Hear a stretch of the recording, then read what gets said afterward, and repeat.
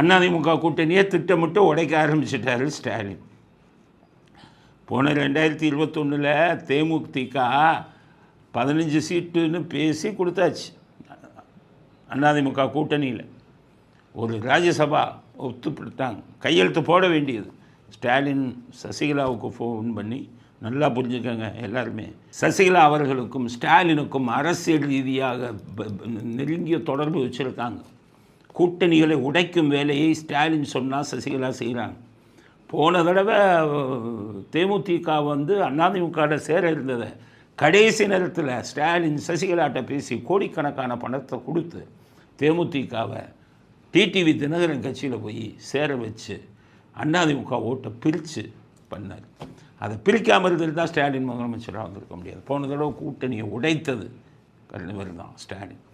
இந்த தடவை என்ன பண்ணுறாருன்னு கேட்டிங்கன்னா, அதிமுக அந்த பக்கம் போய் டிடிவி போயிட்டார்.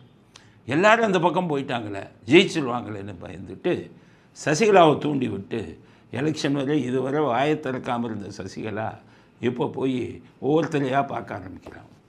டிடிவி தினகரன் கட்சியிலேருந்து ஒருத்தவங்க போய் பார்த்தாங்க சசிகலா. டிடிவி தினகரன் அவங்கள கட்சியை விட்டு விலக்கிட்டார்.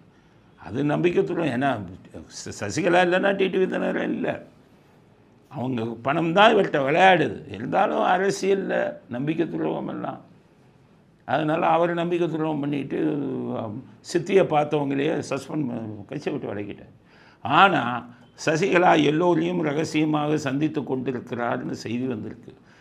ஏன்னு கேட்டிங்கன்னா, ஸ்டாலின் 234 தொகுதியிலையும் நீங்கள் ஆளை நிறுத்துங்க, செலவை பூரா நான் பார்த்துக்கிறேன், அதிமுக ஓட்டை பிரிங்க, அதிமுக கூட்டணி தோக்கணும், அதுக்காக சசிகலாவை வற்புறுத்தி எல்லா தொகுதிகளிலும் சசிகலா கட்சி ஒன்று ஆரம்பித்து ஆட்களை நிறுத்துவதென்று சதித்திட்டம் போட்டு கொண்டிருக்கிறார் ஸ்டாலின்.